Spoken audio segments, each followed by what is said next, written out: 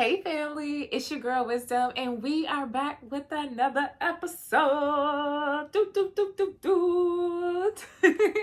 I hope y'all energy is in high spirits. I hope you are protecting yourself, and I hope you guys are currently in a great creative flow. And if not, I got y'all. Y'all know I got y'all with a good episode. So we about to get right into it. So get your little notebook, get your pen or your pencil, or if you like me and you like to doodle and like highlight stuff, you could get that too. And we about to get into it. On today's episode, we will be discussing how rejection will humble you. So I thought about this episode when it was like right before I was going to bed. And they were like rejection, they were like fear, and not being able to do the things that you know that you should be doing because you feel like somebody's going to tell you no, or somebody's going to tell you that you're unfit for the thing that you desire to do. And I felt this was a great episode and a great time to be talking about it. So how can we overcome the fear of rejection? How can we overcome rejecting ourselves, in which ways that we do that? And how can we remain confident, and how can we remain in tune with ourselves? So I first want to talk about my own experiences with rejection within the art space, or just within the creative space in general. Do you know how many times where I've submitted emails to people that were really well and I thought would fit with my, business model, right? Or that would fit with my creativity. And I sent the email out, explaining who I am, what I do, and I've never gotten an email back, or I've never got a DM back. Nor do they interact with like my work, like on Instagram, if I've ever sent them a DM, right? Or they've seen it and then they never respond to my DMs. Or even if I've applied for a grant, or if I've applied for a residency and they've said no. And so I want to let you guys know that, number one, being rejected is inevitable. Okay? It's inevitable. People are going to say no, just because sometimes they have an idea, sometimes they have a specific theme, sometimes it may be about the money, sometimes it may be about their image. And if you don't fit within whatever it is at that time, or whatever it is that's within their business model, sometimes it's going to be a no. I've even had this to happen with art shows. So I'll do my art show event, and you're networking, you're engaging with different people from different walks of life, and you exchange Instagrams, or you exchange contact information. You are tapping into each other's stuff for like a few days or whatever, and then all of a sudden it stops. And then you remember back to the conversation that you had where they invited you to do X, Y, and Z, or they want to work with you in X, Y, and Z, and this is something that they initiated themselves, right? And then you hear nothing about it later, like you do a follow-up. I'm the type of person, if we talked about something face to face and I now have your information, I usually do a follow-up with you just to see if you like are serious about it. And sometimes it might be timing. Sometimes it never works out, that it goes the way that you initially planned. And other times, you learn more about people through their Instagram accounts or through their social media, and then you realize, I probably don't want to work with you. So in a sense, rejection can be like that, where you may have ideas about something to do a collaborative project with somebody, but it's about the timing. It's about the person, and are they in a best interest of you and your values and what you bring to whatever it is that you do creatively. And also too, it could also be about like, will y'all both be able to collaborate in a way that's going to be impactful and useful when you put it out there? Or is working together going to be a tug and pull kind of thing? So those are things to definitely think about when it comes to collaborating with people, when it comes to submitting proposals, when it comes to submitting grants to people, because you don't want to get into something and then like last minute you be like, oh, this is not what I really want. You know, it happens. We live and we learn. But I'm here to help you so that you don't have to make those same mistakes, you know? I just don't want you to, you know, why make the mistake when you don't have to, you know? You can make another mistake and then you can go teach somebody else, right? One thing to just take away from this too is how you respond to rejection. Do you rise up or do you shrink? And I feel as artists, we have to be honest with ourselves about that. So what is it that you do? You know, take a moment to really think about that, journal about that, and consider it. You know, when you've been told no in the past, do you take that no and then you go off and you shoot for another experience when, you know, it presents itself to you? Or do you cower and shrink and you feel like it's impending on how you value yourself as an artist? Like, how do you take that? Because then that'll let you know, okay, do I need to work on my confidence level some more?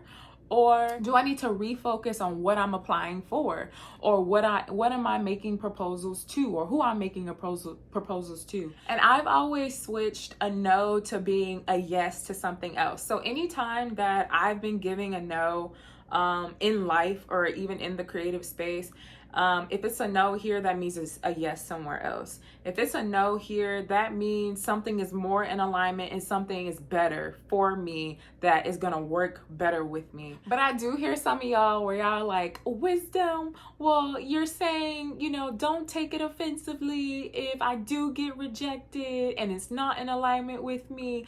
But what if I get rejected and it is in alignment with me? Like, I know this is the right thing, this is up my alley. Well, I've applied for things that I've been rejected for and it was up my alley. And what I will let you know what I did.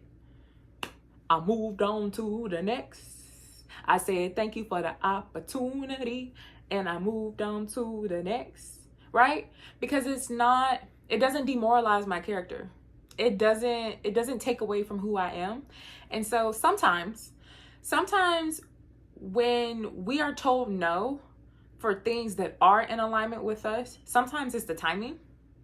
Sometimes it may be the people that's on the jury. So like if you're applying for like a residency or you're applying for a gallery, it just really depends. Or a specific art show and there's a specific curator for that show. It just depends. It's about timing.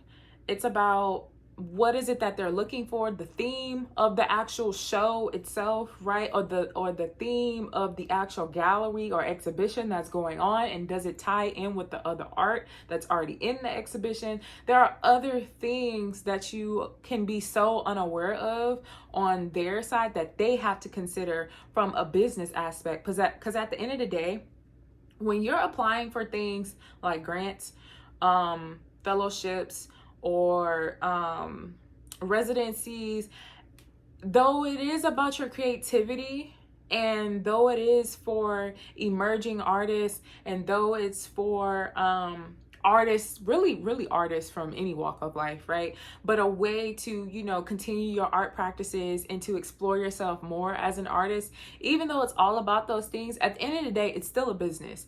So keep that in mind. People are going to be very picky on their side, and so should you, when it comes to the things that you tie yourself to or the things that you apply to. So there's nothing wrong with being picky.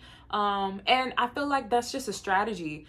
Even for me, when it comes to certain art shows, I don't say yes to every art show.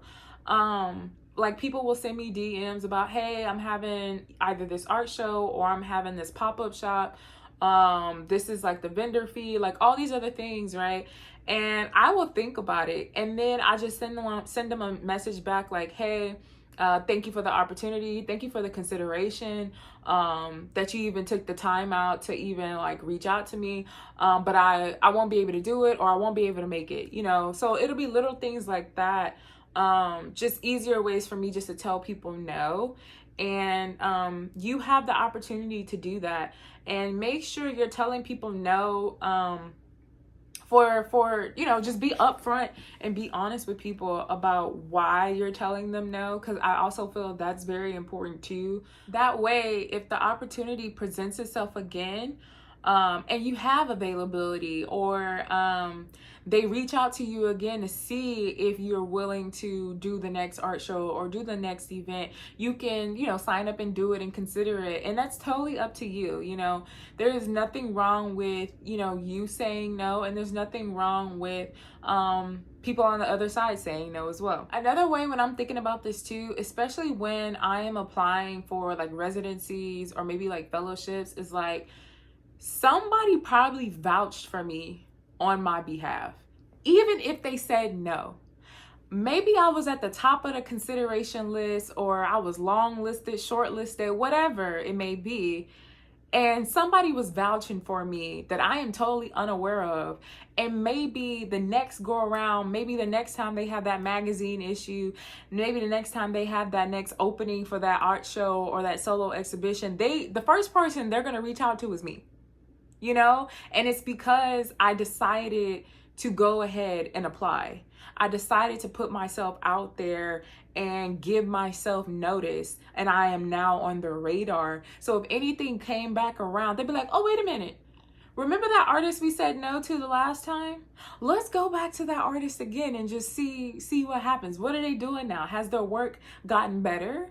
Has their work improved? Are they working on something new? Is their work, do they work on sculptures instead of paintings now? Like, what are they doing, right? Sometimes applying for things and putting my best foot forward isn't about, getting the residency or getting the solo exhibition. It's more so like, you have my contact information now. You have my website, you have my social media, you have everything that's attached to me now. You never know, number one, if you're going to be reconsidered for the next opportunity, for the next go around of something, right?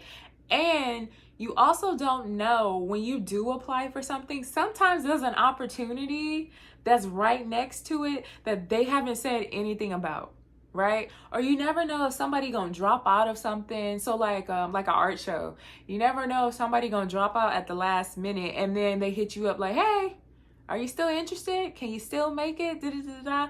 So I would always definitely say, like, be prepared. Be prepared for anything to happen within the art space, for anything to occur, especially if you put your best foot forward. And I definitely always say, always have artwork ready to go. That way, what's the saying? Be ready so you don't have to get ready. Always have things ready to go and things ready to present when it comes down to showcasing your work. So even if you don't get a yes for that one thing that you applied a month ago, you may get a yes to somebody else maybe 2 months later or 3 months later. So it really just depends. I feel like you cannot miss an opportunity that's already yours to begin with. You only miss the opportunity when you chose not to take it in the first place. So for those people that be walking around telling you, oh, I think you missed the perfect opportunity to do X, Y, and Z. No. You didn't miss anything that wasn't already yours to begin with, okay? And the key to that is making sure you're not aligning yourself with things that aren't meant for you, okay? And also being patient for the things that are meant for you, but it needs to take some time. Maybe the right people need to be in your corner who are sitting on that juror seat, right? Maybe it's the right connections that need to be at that specific event that you're supposed to be at that event, right? So maybe this event occurs every 3 months out of the year. Maybe you're not supposed to apply to the show in May, but maybe apply to the show in November. I know that is not 3 months out, but y'all get what I mean. And it's also very important to not walk with a sense of entitlement. Everything that you apply for is not owed to you. Okay, don't be the artist where you feel like, oh, this is mine, I got this in a bag. Not from a sense of self-confidence, but a sense of arrogance. And you feel that because you're top notch, that everything should just come to you because you demand it to. And having that attitude walking into spaces like that will not keep you in the room. I would definitely tell you that. It'll get you in the door. But by the time you open your mouth, hit the road, Jack, and don't you come back no more, no more. That's exactly what's gonna happen. You're not gonna stay in there. So do not walk in rooms, and do not have the intention when it comes to applying for things with a sense of entitlement, because that will get you caught up. It will get you caught up. I'm just telling you. You heard it from wisdom. Listen to wisdom, okay? Listen to me. Next, I want to discuss, there are two types of rejection. There's rejection from other people. So whether this is your friends, family, people that claim that they support you online, or in everyday life, or rejection through opportunities, organizations, that kind of thing. And then there's rejection from yourself. And I really want to talk about rejection from yourself. And y'all are probably like, rejection from myself, what does that mean? Rejection from yourself means when you tell yourself no before somebody else has told you no, where you beat them to the punchline, where you tell yourself and you psych yourself out, and those doubts and those fears comes up, and you say, oh, well, maybe there's somebody better than me. Or maybe somebody has more experience than me. And we all do it. We're human. We all do it. That is rejection. And sometimes we reject ourselves from the opportunity and from the experience before we even have applied ourselves, or we do it right after we applied, where we say, oh, I don't think I'm gonna get it, because there's other artists that are better than me. Like I don't think I'm gonna get it, because so many people applied. Like it was like over 3,000 applicants. Like I don't know.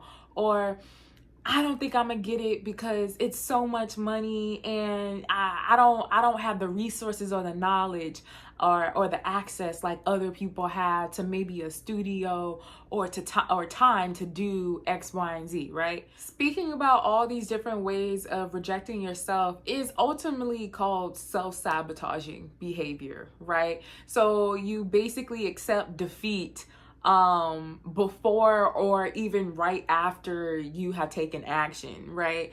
And it's so important for you not to do this, because sometimes it won't allow us to get out of our comfort zone, and it keeps us in kind of like this molding chocolate. I'm gonna say a molding. So it keeps us too comfortable. It keeps us in a space where we play the victim, and we walk with a lack mentality and victim mindset, as opposed to stepping into a thriver's mindset and saying, you know what? I might be scared. I may be, it may have been 4,000 or 3,000 applicants, but you know what? I'm very confident about the work that I produce, and we're going to see what happens. I want to be surprised, and sometimes it's after you do something that you have not done before, that you haven't experienced before, be open to what the surprise is. Be open to whatever the opportunity is. And I feel like that's a great way that you can connect with the fear of rejection, is to make sure you have positive reinforcement right after that. That way you don't psych yourself out before you have even taken the steps towards whatever it is that you want to do. Rejection can teach you a lot about yourself. It can teach you about your strengths, and it can teach you about your shadows. So are you somebody who accepts defeat, or are you somebody that rises to the occasion and you pivot and you figure out another way when it comes to either your ideas, when it comes to your proposals, when it comes to applying for things, But I want to let you guys know, number one, you're not the only person that's experienced rejection within the art space. And it will not be the first time, and it will not be the last time that you experience rejection in the art space. And also number three, just because somebody tells you no, or just because they choose somebody else, or they turn a blind eye to you, does not deface your character, or is not a representation of who you are as an individual, especially if you put your intentions out to the world in a pure way. How you respond to rejection will tell you more about your character, as opposed to being rejected in the first place. So definitely keep that in mind. All right. Will you rise up to the occasion, or will you shrink and go in the corner and boo-hoo cry and feel like the world is against you? Which one are you going to do? Because at the end of the day, you have a choice, and it will let you know about your confidence level. It will let you know how firm you are in your beliefs. And it'll also let you know, what things do I need to apply for that are in alignment with me? What kind of collaborations makes the most sense for me and the other person? People always say, the worst thing that could happen is you get a no. But I feel like the worst thing that can happen is you not attempting in the first place. You not taking the initiative and creating whatever experience that you want within, your creative career, your artistic career. So I just say go for it. Apply for that grant. Apply for that internship. Apply for that fellowship. Apply for that residency. Apply for something that you haven't done before, but you know that it will give you that spark to be more open creatively. I say go for it. Submit that proposal to a hotel or that cafe. Walk up to that person in that bookstore and ask them if they need some more art, or in that jewelry store and ask them if they need some art or interested in more art. Apply to that gallery too. Apply for that solo or group exhibition. Okay, apply for these things, because you deserve it. The worst that can happen is you not attempting it in the first place. So yeah, we're gonna change that. If you have made it to the end of this video, I appreciate you so much. Thank you so much for watching. Thank you to everybody who has liked, shared, or comment when it comes to me posting. I really appreciate it.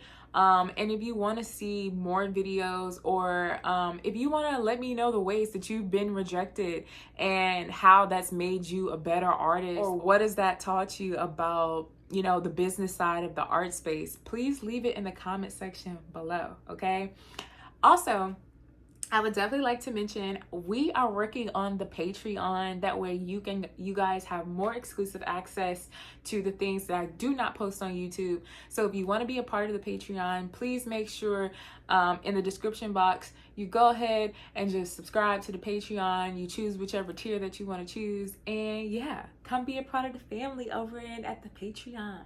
Okay, see if it's something you like and come hang out. But again, thank you guys so much, and until next time, I will see you guys later. Bye.